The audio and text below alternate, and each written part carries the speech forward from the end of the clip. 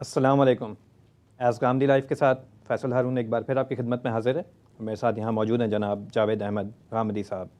جیسا کہ آپ جانتے ہیں ایز گامدی لائف کی اس نشست کا مقصد یہ ہوتا ہے کہ ہم آپ لوگوں کو ایک موقع فراہم کر سکیں کہ آپ ہماری ایپ ایز گامدی میں رجسٹر کرنے کے بعد اس ایونٹ میں شرکت کر کے غامدی صاحب سے براہ راست اپنے سوال پوچھ سکیں۔ آغاز سے پہلے کچھ اہم باتیں۔ سب سے پہلی بات یہ کہ آپ کا جو نام ایز گامدی کی پروفائل میں ڈسپلے ہوتا ہے وہی نام زوم میں بھی ڈسپلے ہو رہا ہو۔ اگر یہ ایسا نہیں ہوگا تو میں آپ کو ڈھونڈ نہیں پاؤں گا اور سوال نہیں لے پاؤں گا آپ سے۔ اور موقع آنے پر آپ کے پاس اباؤٹ 30 سیکنڈ ہوں گے اپنا سوال پوچھنے کے لیے، اور میری آپ سے گزارش ہوگی کہ برائے مہربانی اپنا ایک ہی سوال پوچھیے گا۔ اسی کے ساتھ اللہ تعالیٰ کے نام سے اس ایونٹ کا باقاعدہ آغاز کرتے ہیں۔ بسم اللہ الرحمن الرحیم۔ السلام علیکم غامدی صاحب۔ وعلیکم السلام۔ سر، علم کے حصول کا جو بنیادی مقصد ہے وہ یہی کہ ہم درست فیصلے کر پائیں، کسی بھی معاملے میں درست نتائج تک پہنچ پائیں۔ ہم یہ جانتے ہیں کہ ایک زمانہ ایسا تھا کہ جس میں لوگ علم کے حصول کے لیے اپنی زندگیاں صرف کر دیتے تھے، ایک جگہ سے دوسری جگہ مہینوں سالوں کے سفر کرتے تھے، مشقتیں اٹھاتے تھے، علماء حضرات کی خدمت میں حاضر ہو کے ان سے ایک عرصے تک سیکھتے تھے۔ آج کے زمانے میں اس معاملے میں قدرے آسان معاملہ ہو گیا ہے کہ جب ہمارے ذہنوں میں کوئی سوال اٹھتے ہیں یا ہمیں کوئی فیصلہ کرنا ہوتا ہے تو ہم یوٹیوب اور ویکیپیڈیا اور اس طرح کی چیزوں کی طرف مائل ہوتے ہیں۔ مگر اب سائنس اور ٹیکنالوجی جس دور میں داخل ہوتی نظر آ رہی ہے اس میں یہ بات بہت قرین قیاس ہے کہ ہم اس طرح کی چپس، اے آئی چپس ایجاد کر لیں گے جو ہمارے دماغوں میں امپلانٹ ہو جائیں گی یا کسی اور طریقے سے ہماری باڈی کے ساتھ اٹیچ ہو جائیں گی، اور وہ ہمیں بہت قریب سے جانتی ہوں گی، ہمارے نظریات، ہماری عادتیں، ہمارے ضرورتیں، پریفرنسز وغیرہ، اور دوسری جانب دنیا بھر کے ڈیٹا پہ ان کی بڑی قوی گرفت ہوگی۔ اور جب ہمیں کوئی سوالات ہوں گے یا کوئی فیصلہ کرنا درپیش ہوگا تو وہ اس ڈیٹا کی بنیاد پر ہمارے سچویشن کے مطابق ہمیں بہت جلد پلک جھپکتے میں ہمیں ہمارے مطلوبہ نتائج تک پہنچا دیں گی۔ تو یوں معلوم ہوتا ہے کہ گویا ہم اس طرح کے دور میں داخل ہو رہے ہیں جہاں انسانیت کا جو ایک شرف ہے، فیصلہ کرنے کی جو صلاحیت، اس کو ہم آؤٹ سورس کر رہے ہیں، اور علم کے حصول کی جو بنیادی وجہ ہے اس سے ہم دستبردار ہوتے دکھائی دے رہے ہیں۔ تو میں چاہتا ہوں کہ اس معاملے میں اس انسانیت کی اس ترقی کو آپ کس زاویے سے دیکھتے ہیں، اس پہ تھوڑا سا تبصرہ فرمائیں۔ میرے نزدیک اللہ تعالیٰ نے انسان کے اندر جو چیزیں بالقوہ رکھی ہیں یہ انہی کا ظہور ہے۔ ایسا تو نہیں کہ اللہ تعالیٰ سے بغاوت کر کے انسان کہیں چلا گیا ہے اور وہاں سے یہ ایجادات اڑا لایا ہے۔ اللہ تعالیٰ نے انسان کو جو دماغ دیا ہے، سوچنے سمجھنے کی صلاحیت دی ہے، چیزوں کو ایجاد کرنے کی جو قوت دی ہے، وہی ظاہر ہو رہی ہے۔ اس کے ساتھ انسان کے پاس دو اور چیزیں بھی ہیں۔ ایک یہ کہ وہ جن چیزوں پر قدرت رکھتا ہے یا جو چیزیں کر سکتا ہے ان کے نتائج و عواقب بھی دیکھتا ہے، اور دوسری جانب اس کے پاس ایک حادثہ اخلاقی ہے۔ وہ یہ بھی دیکھتا ہے کہ یہ چیز اخلاقی لحاظ سے اچھی ہے یا بری ہے، یعنی اس کے اخلاقی نتائج کیا ہوں گے۔ پہلے یہ دیکھتا ہے کہ اس کے مادی لحاظ سے کیا نتائج نکلیں گے۔ مادی لحاظ سے کی تعبیر ہم اس وقت اختیار کرتے ہیں کہ وہ ہمارے لیے دنیوی نفع و نقصان کا باعث تو نہیں بنیں گے، اور اخلاقی لحاظ سے یعنی وہ ہمارے ضمیر پر کوئی بوجھ تو نہیں بن جائیں گے، کیونکہ ہم خیر و شر کا شعور لے کے پیدا ہوئے ہیں۔ دونوں چیزیں انسان دیکھتا ہے، لیکن ان میں انفرادی فیصلوں میں بھی غلطی ہوتی ہے، اور معاشرے کی سطح پر جو فیصلے ہم کرتے ہیں ان میں بھی غلطیاں ہو جاتی ہیں، اس میں پھر برے نتائج بھی نکلتے ہیں۔ تو ہمارے علم کی جد و جہد میں بھی بالکل یہی صورتحال ہے۔ ہم جو تحقیق کر رہے ہیں، جو چیزیں ایجاد کر رہے ہیں، ایک جانب تو وہ ہمارے اندر چھپی ہوئی قوت کا اظہار ہے۔ اللہ تعالیٰ نے یہ صلاحیت رکھی ہے، اور نہیں کہا جا سکتا کہ جو کچھ ابھی ہم نے ایجاد کیا اس سے آگے بڑھ کر کیا ایجاد کر لیں گے۔ یہ حقیقت ہے کہ مصنوعی ذہانت کے بعض نتائج دیکھنے کے بعد آدمی حیران و ششدر رہ جاتا ہے اس سے پہلے بھی جو چیزیں ایجاد ہوئی ہیں وہ آج ہمارا معمول بن گئی ہیں، ورنہ صورتحال تو وہی تھی کہ محو حیرت ہوں کہ دنیا کیا سے کیا ہو جائے گی۔ کوئی سوچ بھی نہیں سکتا تھا، جس طرح اب ہم بات کر رہے ہوتے ہیں، دنیا بھر تک بات پہنچ رہی ہوتی ہے، رابطے ہوتے ہیں، یہ تو ابھی ہمارے سامنے کی چیزیں ہیں جتنی بھی ہوئی۔ تو انسان کی یہ ذمہ داری ہے کہ وہ نتائج و عواقب کا ساتھ ساتھ جائزہ لیتا رہے، اجتماعی سطح پر بھی، انفرادی سطح پر بھی، تاکہ کوئی ایسا کام نہ کر بیٹھے کہ جو اس کی ہلاکت کا ذریعہ بن جائے۔ ایٹم کی تحقیق یا ایٹم بم کی ایجاد یا اس طرح کے مہلک اسلحوں کی ایجاد اپنی ذات میں تو بہرحال ایک بہت بڑا حاصل ہے، لیکن انسان کی عقل اسے بتاتی ہے کہ اس کے نتائج کیا نکلتے ہیں۔ تو یہ دیکھتے ہیں ہم کہ اس وقت پوری دنیا میں ایک ذرا نیچے نیچے تحریک رہتی ہے کہ اس طرح کے میس ڈسٹرکشن کے ہتھیار ختم ہو جائیں، یہ نہ بنائے جائیں، ان پر پابندیاں لگا دی جائیں۔ تو اس طرح کی صورتحال بھی جاری رہنی چاہیے، لیکن آپ علم کی ترقی کو ایک خاص حد سے آگے روک بھی نہیں سکتے۔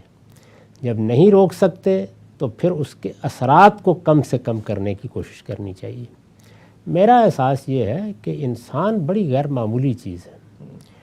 جب وہ اس طرح کی چیزیں ایجاد کر لے گا جو اس کی جگہ لینے کی صحیح کریں گی، تو دونوں میں سے ایک کام ہو جائے گا، یعنی یا خدائی فیصلہ صادر ہو جائے گا اس دنیا کے بارے میں، اور یا انسان یہ محسوس کر لے گا کہ اب اس کو اس سے آگے اپنی حفاظت کے لیے کیا کرنا ہے، اور جیسے ہی وہ اپنی حفاظت کے معاملے میں اندیشہ ناک ہو جائے گا تو ایسی صلاحیتیں اور قوتیں نمودار ہو جائیں گی خود اس کے اندر، جس میں وہ اپنے ہی بنائے ہوئے ان فتنوں کا مقابلہ بھی کر سکے۔ تو یہ دونوں باتوں میں سے کوئی ایک ہو جائے گی، اس لیے کوئی زیادہ فکر نہیں کرنا چاہیے۔ ٹھیک ہے سر، بہت شکریہ، بہت شکریہ، بات واضح ہوئی۔ ہم سوالات کی جانب بڑھتے ہیں۔ سب سے پہلا سوال ہم لیتے ہیں عافیہ خان سے۔ عافیہ، آپ اپنا سوال پوچھ لیں۔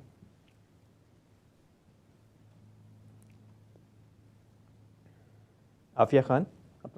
السلام علیکم۔ وعلیکم السلام۔ وعلیکم السلام۔ السلام علیکم۔ وعلیکم السلام۔ میرا سوال ہے کہ جو حدیث ہے جس میں حضور صلی اللہ علیہ وسلم نے حکم دیا تھا یعنی کہ عورتیں حجرے میں پڑھیں یا انسائڈ یعنی انر روم میں پڑھیں، تو یہ کیا سب کے لیے تھا یا کسی خاص عورت کے لیے تھا؟ اس کا بیک گراؤنڈ کیا ہوگا؟ نماز کی بات کر رہی ہیں آپ؟ نماز پڑھنے کی بات کر رہی ہیں، کس چیز کی بات کر رہی ہیں؟ جی، نماز پڑھنے کے لیے یہ حدیث ہے کہ عورتوں کے لیے بہتر ہے کہ وہ اپنے گھروں میں حجرے میں یا اندر والے کمرے میں پڑھیں نماز۔ شکریہ۔ تو یہ کیا نماز کے معاملے میں اللہ کے پیغمبر نے خواتین کو دو طرح کی ہدایات دی ہیں، دونوں حدیثوں میں بیان ہو گئی ہیں۔ ایک اجتماعی نمازیں ہیں، جیسے جمعہ کی نماز ہے، عیدین کی نماز ہے، اس میں تو یہ فرمایا ہے کہ جس طرح مرد آتے ہیں اسی طرح تم بھی آؤ، بلکہ بہت تاکید فرمائی، مسجد سے باہر نکل کے نماز بھی پڑھائی اور خطبہ بھی دیا، ساتھ ساتھ خواتین کی صفیں بندی ہوئی تھیں، ادھر کھڑے ہو کر مردوں کو خطبہ دیا، ادھر کھڑے ہو کر عورتوں کو خطبہ دیا۔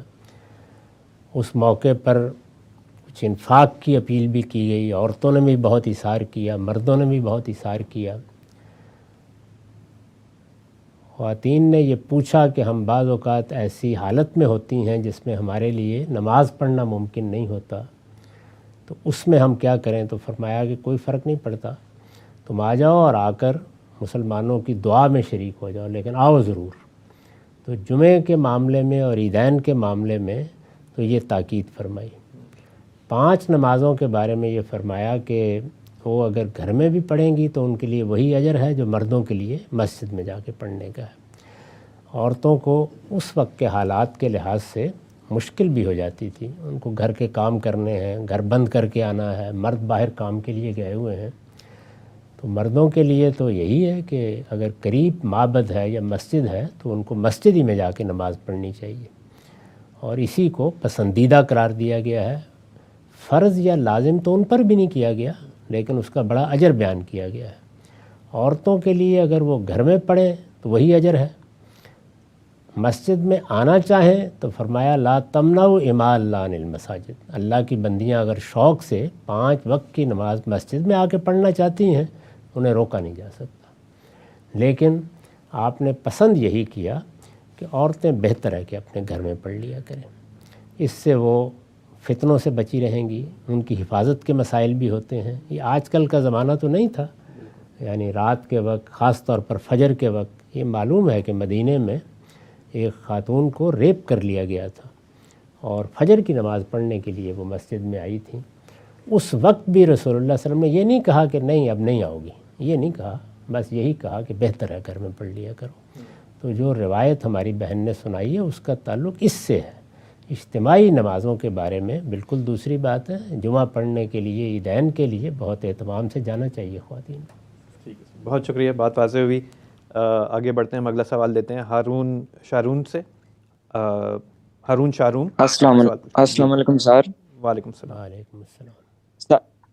سر میرا کوشچن اس بارے میں تھا کہ اگر میں کوئی غلط کام کرتا ہوں تو اگر کوئی ایک اور انسان مجھے دیکھ کے وہی کام کرتا ہے تو کیا اس کا گناہ مجھے بھی ہوگا؟ یعنی اگر میں کوئی انفلوئنسر ہوں یا پبلک فگر ہوں تو اگر میں کوئی غلط کام کرتا ہوں تو اگر کوئی مجھے دیکھ کے وہی غلط کام کرے گا تو کیا اس کا گناہ مجھے بھی ہوگا؟ جی واضح ہوگی بات۔ جو لوگ رہنمائی کے منصب پر فائز ہوتے ہیں، علماء ہوں، دانشور ہوں، سیاسی رہنما ہوں، ان کو اپنے اخلاق کردار کو بہت پاکیزہ رکھنا چاہیے۔ لوگ ان کو دیکھتے ہیں، ان سے دین سیکھتے ہیں، اخلاق سیکھتے ہیں۔ یہ کوئی بات نہیں ہے کہ میں ایک سیاسی رہنما ہوں تو میرے لیے کیا ہے، میں جو چاہے کرتا رہوں، یا میں اگر دین کا عالم ہوں یا کوئی دانشور ہوں تو میرا کام تو بس دانش بگارنا ہے، باقی سیرت کردار کا کیا ہے، جو بھی ہو جائے۔ ہمارے دین میں اس کی کوئی گنجائش نہیں ہے۔ یہاں ایمان اور عمل، علم اور عمل یہ بالکل ساتھ ساتھ ہے، اس میں کسی کے لیے کوئی رعایت نہیں ہے۔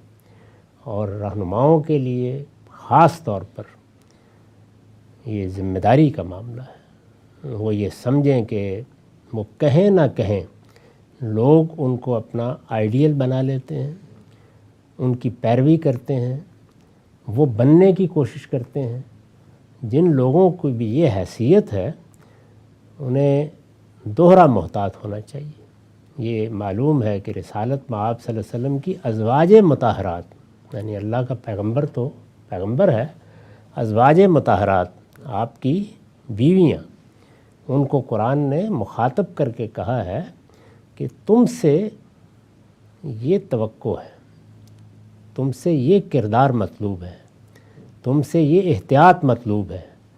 اگر تم اتنی بھاری ذمہ داری نہیں اٹھا سکتی ہو تو آؤ پیغمبر سے علیحدگی کر لو، اس میں کوئی بری چیز نہیں ہے، تم جاؤ عام عورتوں کی زندگی بسر کرو۔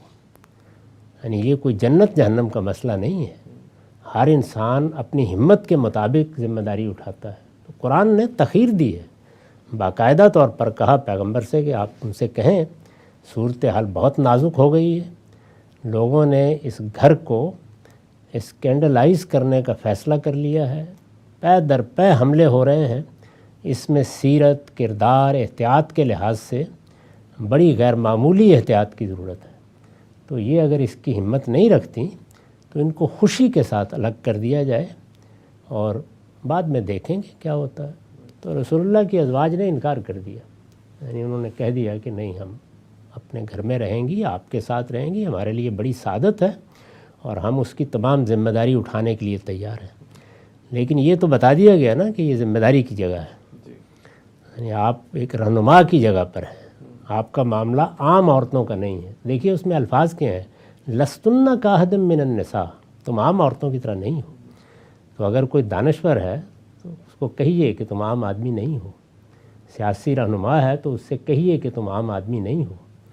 تم اگر اپنی سیرت اور کردار کی حفاظت نہیں کر سکتے تو گھر میں بیٹھو جا کے۔ یعنی یہ کوئی عذر نہیں ہے کہ آدمی یہ کہے کہ مجھ سے سیاست سیکھ لو، باقی معاملات پر نگاہ نہ رکھو۔ ہم مسلمانوں کے ہاں اس کی کوئی گنجائش نہیں ہے۔ تو اس لیے یہ ساری چیزیں بہت ضروری ہیں. جو آدمی بھی ذمہ داری اٹھاتا ہے اس کو اس ذمہ داری کا احساس کرنا چاہیے.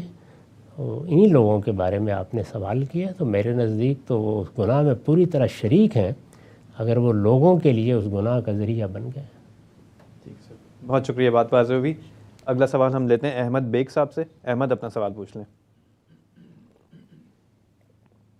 السلام علیکم. السلام علیکم عامر صاحب. جی وعلیکم. میرا سوال قسم اور کفارے کے لحاظ سے ہے. بعض اوقات انسان یہ نیت کر لیتا ہے کہ یہ میرا کاروبار چل جائے یا میری نوکری ہو جائے یا کوئی اس طرح کا, تو میں ہر ماہ یا ہر اپنے پروفٹ میں سے ایک خاص حصہ کسی اچھے نیک کاموں میں خرچ کروں گا. لیکن بعد میں وہ کام ہو جاتا ہے, کچھ عرصے بعد انسان کو ریئلائز ہوتا ہے کہ یہ بہت بوجھ آ گیا, یہ تو زیادہ ہی انسان نے کر لیا, اس سے کم کر لیا جائے یا اس کو چینج کر لیا جائے. تو کیا اس کے لیے کوئی کفارہ دے کر توبہ کر کے اور آگے اس کو چینج کیا جا سکتا ہے؟ اور وہ جو کفارہ دیا جاتا ہے, میں نے آپ کی ایک ویڈیو دیکھی تھی اس کے اندر کہ کچھ لوگوں کو 10 لوگوں کو کھانا کھلا دیا جائے, وہ تو اگر 10 لوگوں کو انسان مطلب اس کی رقم ادا کر دے یا کچھ کوئی اس کا پریکٹیکل ٹھیک ہے, طریقہ. بات واضح ہوگی. شکریہ. پہلی چیز تو یہ ہے کہ یہ نظر ہے, اللہ تعالیٰ کے ساتھ ایک وعدہ ہے. اس طرح کے وعدے بہت سوچ سمجھ کے کرنے چاہیے. ہماری ایک بہت بزرگ خاتون تھیں, ان کو کرکٹ سے بڑی دلچسپی تھی. پاکستان کی ٹیم کے جیتنے کے لیے انہوں نے کئی ہزار نفلوں کی نیت مان لی. اب یہ آسان تو نہیں ہوتا. اسی طرح بعض لوگ نیکی کے جذبے کے ساتھ بھی ایسی نظر مان لیتے ہیں کہ میں ننگے پاؤں حج کروں گا, میں پیدل حج کروں گا. حضور کے زمانے میں بھی اس طرح کے بعض واقعات پیش آئے. پہلی چیز تو وہی ہے کہ بہت سوچ سمجھ کے, یہ اللہ کے ساتھ وعدہ ہے, اس کو کوئی مذاق نہیں سمجھنا چاہیے. آپ نظر مان رہے ہیں تو اپنے حالات, اپنی ہمت, ہر چیز کا لحاظ کیجیے. اللہ نے تو کوئی ذمہ داری نہیں ڈالی تھی, وہ آپ خود لے رہے ہیں اپنے اوپر, تو بہت سوچ سمجھ کے لیں. اگر کسی وجہ سے یہ غلطی ہو گئی اور اب یہ محسوس ہو رہا ہے کہ یہ حدود سے تجاوز ہو گیا, یعنی کہہ تو دیا کہ 1000 نفلیں پڑھیں گے لیکن اب نہیں پڑھی جا رہے, تو اس طرح کے موقعوں پر پھر اللہ تعالیٰ سے معافی مانگنی چاہیے, توبہ کرنی چاہیے. کیونکہ اس کا شدید اندیشہ ہے کہ وہ جو آپ نے نظر مانی تھی اور اس کا نتیجہ نکلا ہے, اس میں کوئی مواخذہ کرے. معافی مانگنی چاہیے. اس میں اگر کفارہ بھی ادا کر دیا جائے تو بہت اچھی بات ہے. پورا نہیں کیا جا سکا, جیسے قسم کھائی جاتی ہے, اس میں بھی یہی ہوتا ہے کہ اللہ کو گواہ ٹھہرا کے ایک وعدہ کر لیا جاتا ہے, پھر آدمی اس کو پورا نہیں کر سکتا. تو انسان کو اپنا عذر بھی پیش کرنا چاہیے اور جو فیصلہ کیا ہے ممکن حد تک اس فیصلے کے نتائج اپنے سامنے رکھتے ہوئے اپنے رب سے درخواست کرنی چاہیے کہ میرے پروردگار, میں ایک عاجز بندہ ہوں, میں اپنے حدود سے بڑھ کر, اپنی حد وسع سے بڑھ کر بات کر بیٹھا تھا, میرے اس عجز کو قبول فرما, مجھے معاف کر دے. تو بار بار اس کی طرف رجوع کرنا چاہیے. اور پھر قسم کا جو کفارہ ہے وہ آپ دیکھنا چاہیں تو میری کتاب میزان کا آخری باب قسم اور کفارہ قسم ہی ہے, اس میں دیکھ لیں. ان میں سے جو چیز بھی آپ کر سکتے ہوں, 3 صورتیں بتائی گئی ہیں, وہ آپ کر لیں. اور اس میں یہ درست ہے کہ مسکینوں کو کھانا کھلانا اگر ایک کے پاس جا کے ممکن نہ ہو تو آپ اس کا معاوضہ بھی دے سکتے ہیں. ٹھیک ہے سر, بہت شکریہ. واضح ہوئی بات. آگے بڑھتے ہیں. اگلا سوال ہم لیتے ہیں عبد الرحمن ظفر کا. عبد الرحمن اپنا سوال پوچھ لیں.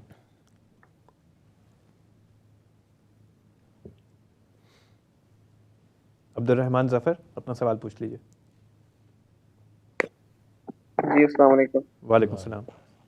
زامد صاحب, میرا سوال تھا وراثت کے کیس سینیریو کے بارے میں. جس طرح کلالہ کا آپ نے لکھا بھی ہے, اس پر بات بھی کی ہے, یتیم پوتے کا تو اس میں ذکر کیا ہے, لیکن یہ جو اس میں بہن بھائیوں کا, جس کے بہن بھائی موجود ہوں, جو کلالہ اس کو کیس ہو, جس کے جو ہیں والدین بھی حیات نہیں تھے اور اولاد بھی نہیں تھی, اس میں اگر بہن بھائی ہوں گے, ان کو تو سارے مانتے ہیں کہ ان کو جو ہے شیئر ملے گا, لیکن جو بہن بھائیوں کی جو اولاد تھی جو اس ٹائم پہ, جو وفات کے ٹائم پہ, تو اس اولاد کو بھی کیا ملے گا یا نہیں؟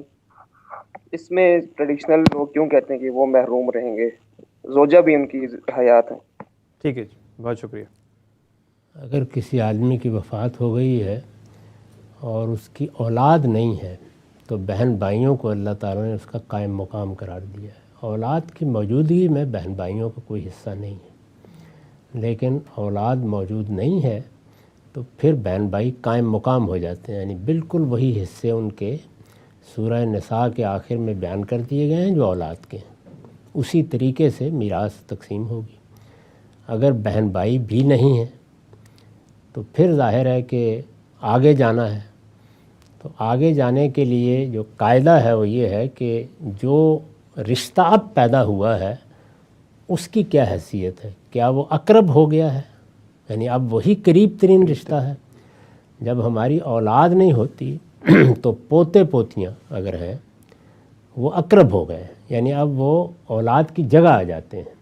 اسی طرح نواسے نواسیاں اولاد کی جگہ پر آ جاتے ہیں، تو وہاں تو ان کا حصہ وہی ہوگا جو اولاد کا ہے. لیکن کیا بھتیجے اور بھتیجیاں بھی اس جگہ پہ آ جاتی ہیں؟ اس میں پھر یہ دیکھنا پڑے گا کہ آپ کے باقی اعزاء کون سے ہیں. تو جو اقرب ہوگا پھر اس کو حصہ ملے گا. لیکن مثال کے طور پر 2 بھائی تھے، ان میں سے ایک فوت ہو گیا ہے، اس کی اگر اولاد ہے تو اب بہن بھائی تو حصے دار بن گئے، تو اس کی اولاد کا حصہ وہی ہو جائے گا جو کہ اس کے باپ کو ملنا تھا. اس کو ہم پوتے پوتیوں ہی پر قیاس کرتے ہیں. تو اس میں اقرب دیکھنا ہوتا ہے، یعنی وہ کیا فی الواقع باقی اجزاء کے مقابلے میں قریب آ گیا ہے. جب میری اولاد ہے تو سب سے قریب وہی ہے، اور اولاد نہیں ہے تو سب سے قریب پوتے پوتی ہیں. تو یہ اصل میں اصول ہے جو ملحوظ رکھا گیا ہے. ٹھیک ہے سر، بہت شکریہ. آگے بڑھتے ہیں، ہم اگلا سوال لیتے ہیں شازیہ اشرف سے. شازیہ اپنا سوال پوچھ لیں. السلام علیکم. وعلیکم السلام. جی میرا سوال تھا کہ آپ کا میں نے کلپ دیکھا تھا، اس میں آپ کہہ رہے تھے کہ سائنٹسٹ اس چیز کا جواب دیتے ہیں کہ ہاؤ کیسے کوئی چیز کیسے ہوئی، لیکن وائی کا جواب نہیں دیتے. تو اسٹیفن ہاکنگز نے اپنی بک بریف ہسٹری آف ٹائم میں کہا تھا کہ وائی کا جواب بھی دیا جاتا ہے. تو اس پہ آپ کا کیا تبصرہ ہوگا، اور آپ ان کی بریف ہسٹری آف ٹائم بک پہ کیا رائے دیتے ہیں؟ اچھا جی، شکریہ. یہ خواہش تو سب کی یہی ہے کہ وائی کا جواب بھی مل جائے، لیکن ایک لمبے عرصے سے سائنسدانوں نے یہی فیصلہ کر رکھا ہے کہ ان کی توجہات کا مرکز وائی نہیں ہاؤ ہی رہنا چاہیے. یہ فیصلہ بہت کچھ جد و جہد کے بعد کیا گیا ہے. تو اسٹیفن ہاکنگ اگر جواب دے دیں گے تو بڑی اچھی بات ہے، استقبال کریں گے. سائنسی جواب تو فلسفیانہ جواب نہیں ہوتا، اس میں تو آپ کو تجربے اور مشاہدے کا استدلال پیش کرنا ہوتا ہے. تو انتظار ہے جی اس دنیا میں بھی اگر کوئی داخل ہونا چاہتا ہے تو ہو جائے. ابھی تک تو یہ نہیں ہوا. خواہش تو سب کی ہے. جی بالکل، بہت شکریہ. آگے بڑھتے ہیں، اگلا سوال ہم لیتے ہیں ثاقب خان سے. ثاقب اپنا سوال پوچھ لیں. السلام علیکم سر. وعلیکم السلام. تکفیر پر گفتگو کرتے ہوئے سر آپ نے ایک سوال کے جواب میں فرمایا تھا کہ جھوٹ محض گناہ سے آگے بڑھ کر جب جرم بن جاتا ہے تو پھر ہم اس شخص کو جھوٹا متعین کر سکتے ہیں. مگر ایک شخص جو لمبی لمبی چھوڑتا ہے اپنے بارے میں اور واضح ہے اس کا عمل کہ وہ جھوٹی کہانیاں بیان کر رہا ہے اور اس کا یہ عمل ابھی تک گناہ سے جرم نہیں بنا کسی شخص کے خلاف، تو کیا اس کے اس جھوٹ پر بھی ہم اسے جھوٹا متعین نہیں کریں گے؟ اس پر ذرا رائے فرما دیں، رہنمائی فرما دیں. شکریہ. کسی کے بارے میں رائے قائم کرنے کے 2 درجے ہیں. ایک یہ ہے کہ میرا تجربہ کسی آدمی کے بارے میں ہو گیا، مجھے ذاتی طور پر رائے قائم کرنے کا حق حاصل ہے. اپنے احباب کو بھی میں بتا سکتا ہوں کسی ضرورت کے تحت کہ میرا تجربہ فلاں شخص کے بارے میں یہ وہ جھوٹا آدمی ہے، دھوکہ دیتا ہے، فریب دیتا ہے. اس طرح کے معاملات شخصی زندگی تک بالکل ٹھیک ہیں، کیونکہ یہ فیصلے تو ہم کو کرنے ہوتے ہیں. اگر مجھے تجربہ ہو گیا ایک آدمی کا تو میں اس کے ساتھ کاروبار کرتے وقت، معاملہ کرتے وقت دیکھوں گا. اسی طرح اپنے کسی دوست کو، بھائی کو توجہ بھی دلاؤں گا کہ بھائی یہ جھوٹا آدمی ہے، دھوکے دیتا ہے، लोगों का माल लूट लेता है। अभी देखिए बहुत से स्कैम सामने आ जाते हैं तो उसमें हम फौरी तौर पर एक दूसरे को मुतनब्बे करते हैं। तो एक चीज़ ज़ाती तौर पर आपके इल्म में आ गई, अपने ज़ाती दायरे में आपको उससे बचने का भी हक़ है और दूसरों को ये बताने का भी हक़ है कि ये झूठा आदमी है, इसके मामले में एहतियात कीजिएगा। जब आप माशरे में खड़े होकर किसी शख्स के बारे में इस तरह की बात करते हैं तो उसको चैलेंज किया जा सकता है, दूसरा कह सकता है। जब आप उस दर्जे में आएंगे तो फिर आपके पास दो ही रास्ते हैं, या अपनी बात को साबित करें या खामोश हो जाएं। उस वक्त आप अगर बोलते रहेंगे तो इसका अंदेशा है कि आपकी पीठ पर कोड़े बरसा दिए जाएं। तो ये दो बिल्कुल अलग अलग दायरे हैं। ज़ाती मामलात के दायरे में जहाँ कोई कानूनी मसला पैदा नहीं होता। अब हमें मालूम हो गया कि एक आदमी बदकारी करता है या किसी औरत के बारे में मालूम हो गया, अपने घर वालों को, अपने अज्जा को, किसी को ताल्लुकात के मामले में आप तंबीह भी कर देते हैं कि इसमें ज़रा एहतियात करना। लेकिन अगर आपने आगे बढ़कर माशरे में ये इल्ज़ाम लगा दिया तो आपको मालूम है कि कुरान मजीद ने कहा कि फिर 4 गवाह लाओ वरना अपनी पीठ पर कोड़े खाओ। तो वहाँ ये तो नहीं कहा कि तुमने झूठा लगा दिया है, नहीं, उसके कुछ कानूनी शराइत हैं। तो सोसाइटी में कोई बात करना या लोगों के सामने जाके कोई बात करना या आम लोगों के सामने किसी चीज़ की गवाही देना, उसके शराइत और हैं। और ज़ाती इल्म की बुनियाद पर अपने दोस्तों में, अपने अहबाब में कोई बात बयान करना, लेकिन वही फिर आपका ज़ाती इल्म होना चाहिए, यानी वो सुनी सुनाई बात नहीं होनी चाहिए। किसी ने आपको बता दिया कि फ़लाँ साहब तो ये करते हैं, आपने भी आगे बयान कर दिया, इसमें तो बड़ी सख्त तंबीह की गई है। और ये फरमाया हुजूर ने कि आदमी के झूठा होने के लिए इतना ही काफ़ी है कि वो हर सुनी सुनाई बात आगे बयान कर दे। वो फिर आपका ज़ाती इल्म, ज़ाती मुशाहदा होना चाहिए। बहुत से रहनुमा, लीडर, उलमा, दानश्वर हैं जिनके बारे में मिसाल के तौर पर मैं ज़ाती तौर पर जानता हूँ कि उनकी सीरत, किरदार क्या है, तो उसके बारे में तो मुझे बात करने का हक़ है। लेकिन ये कि उन पर भी अगर मैं कोई बात पब्लिक में जाके करूँगा जहाँ चैलेंज हो सकती है तो वहाँ तो गवाही पेश करनी होगी, इससे नीचे कोई बात नहीं हो सकती। उसके बाकायदा कवानीन हमारे यहाँ भी हैं और दुनिया भर में भी हैं।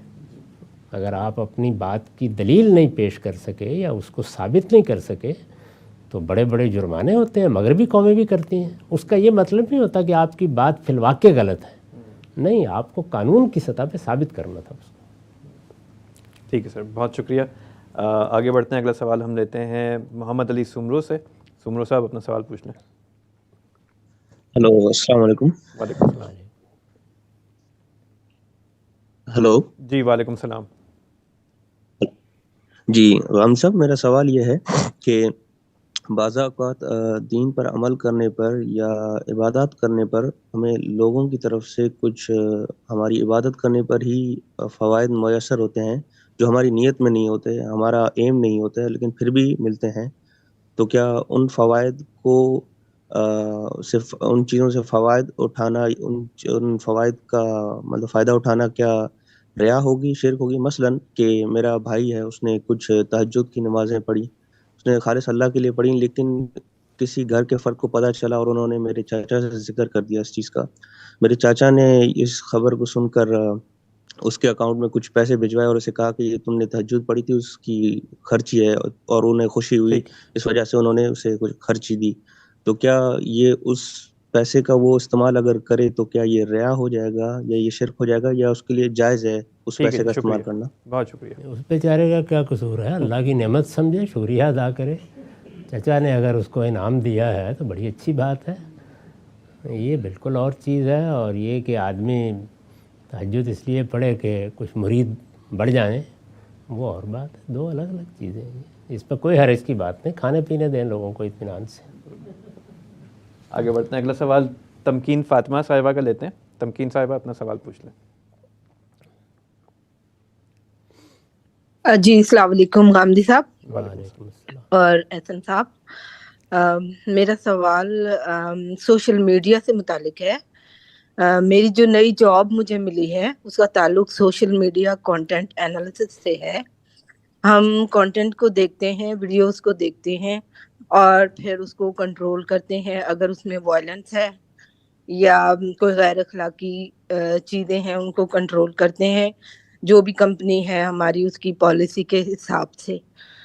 تو ہم جانتے ہیں کہ آج کل بہت ساری اسلامک آرگنائزیشنس ہیں جو بینڈ ہیں اپنے جو بھی ان کے نظریات ہیں تشدد پسندی کے یا شدت پسندی کے، اس کی وجہ سے وہ دنیا میں بین ہیں. اور ان آرگنائزیشنس کے جو جھنڈے ہیں، لوگوز ہیں، اس میں لا الہ الا اللہ اور اللہ محمد، ان سب کے یہ سب چیزیں وہ یوز کرتے ہیں اپنے جھنڈوں میں. تو ہمیں یہ کہا جاتا ہے کہ ان لوگوز کو، ان علامتوں کو اب اگر آپ دیکھیں جن کا تعلق ان آرگنائزیشن سے ہے تو آپ اس کو آگے جانے نہ دیں، اس کو کنٹرول کر لیں، اس پہ ٹیگ لگا دیں. تو کبھی کبھی مجھے احساس ہوتا ہے کہ کہیں ان کو روک کر ہم سوشل میڈیا پر کے پلیٹ فارم پر ہم کوئی گناہ تو نہیں کر رہے بہت بڑا جس کی وجہ سے ہماری آخرت برباد ہو جائے، جو میں نہیں چاہتی. تو اس سلسلے میں رہنمائی فرما دیجیے کہ میں یہ جاب جاری رکھوں یا مجھے چھوڑ دینا چاہیے. بہت شکریہ. شکریہ. یہ بات کہ فلاں چیز لوگوں تک نہیں پہنچنی چاہیے، اس کی اخلاقی بنیادیں ہوتی ہیں. یعنی جھوٹ لوگوں تک نہیں پہنچنا چاہیے، بے جائے الزام تراشی لوگوں تک نہیں پہنچنی چاہیے، لوگوں کی جان مال آبرو کے لیے کوئی خطرہ بن رہا ہو تو یہ لوگوں تک نہیں پہنچنا چاہیے.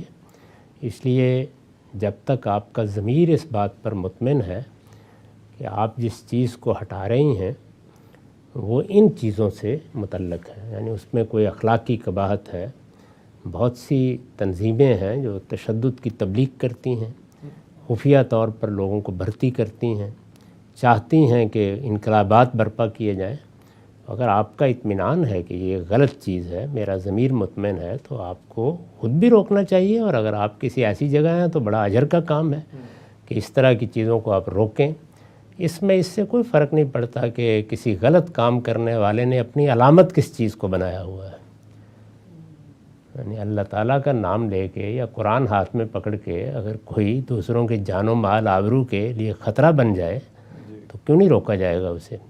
تو اس پر تبصرہ کیا تھا سیدنا علی نے کہ کلمۃ حق اریدہ بہ الباطل. خوارج بات تو بڑی صحیح کہہ رہے ہیں لیکن اس کا مقصد باطل ہے.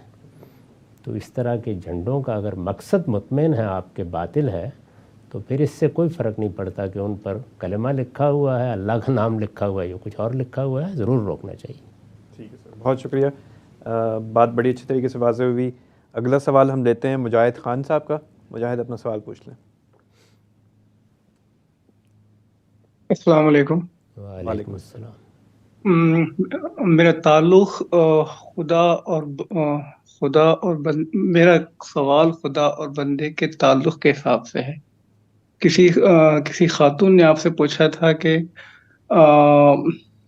اپنے بھائی بہن سے یا اپنے والدین سے جیسی محبت کرتے ہیں ایسی محبت خدا سے کر سکتے ہیں یا نہیں. تو آپ نے اس میں جواب دیا تھا کہ ایسی محبت خدا سے نہیں کر سکتے. ہاں تو بس اور قرآن میں تو یہ آیت ہے کہ خدا سے اشد حب للہ کی جو آیت ہے وہ آیت قرآن میں ہے. اور آپ نے کس بیسس پہ یہ کہہ دیا کہ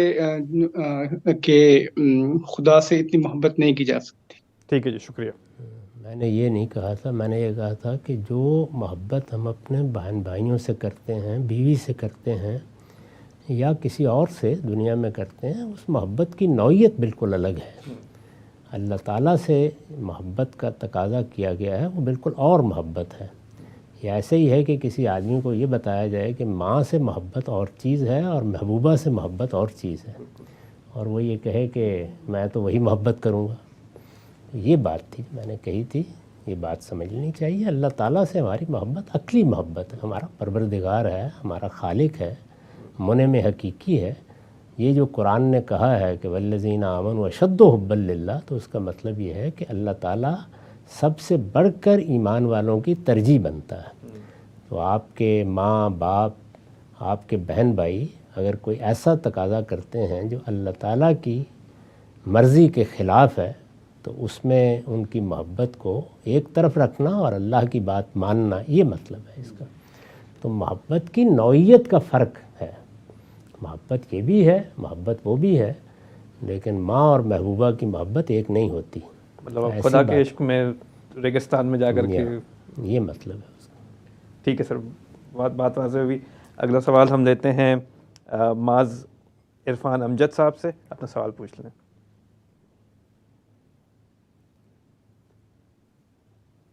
معاذ عرفان امجد، اپنا سوال پوچھ لیجیے۔ اچھا جی، آگے بڑھتے ہیں،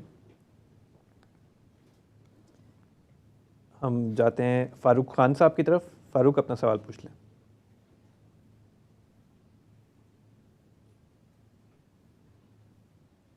فاروق خان صاحب،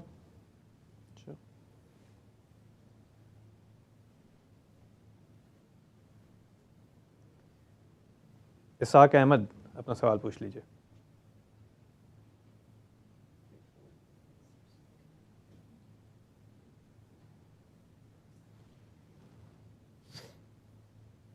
السلام علیکم ورحمۃ اللہ وبرکاتہ۔ وعلیکم السلام، جی آواز آ رہی ہے؟ السلام علیکم۔ وعلیکم السلام۔ جی استاد محترم، میرا سوال تھوڑا مختلف نوعیت کا ہے۔ میرا سوال یہ ہے کہ آپ اگر دین کے اسکالر نہ ہوتے، طالب علم نہ ہوتے، تو کیا ہوتے؟ مطلب کون سا پروفیشن اپنے لیے چوز کرتے، وہ بتا دیں کائنڈلی۔ اچھا جی، بڑی بہت مہربانی، شکریہ۔ جزاک اللہ۔ نہ ہوتے تو معلوم نہیں کیا ہوتے، تو غالب کے اشعار پڑھتے اور کیا کرتے، فارغ بیٹھ کے، وہ بھی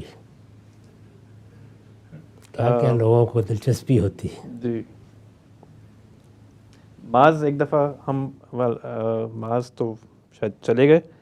فاروق صاحب، ایک دفعہ پھر ہم آتے ہیں آپ کی طرف۔ فاروق خان، اپنا سوال پوچھ لیجیے۔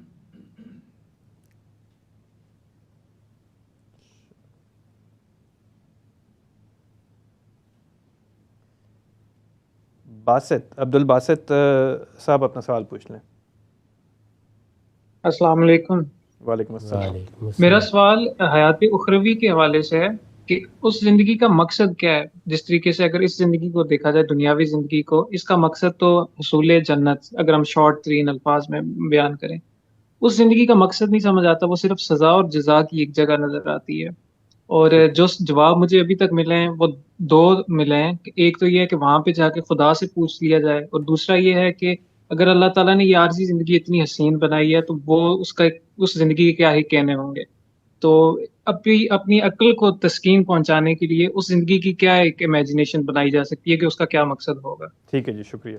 اتنے علم پر اکتفا کیجئے جتنا اس زندگی کے بارے میں اللہ تعالیٰ نے دے دیا ہے، اور انتظار کریں، وہ زندگی آئے گی تو اپنے سارے مقاصد کے ساتھ نمایاں ہو جائے گی۔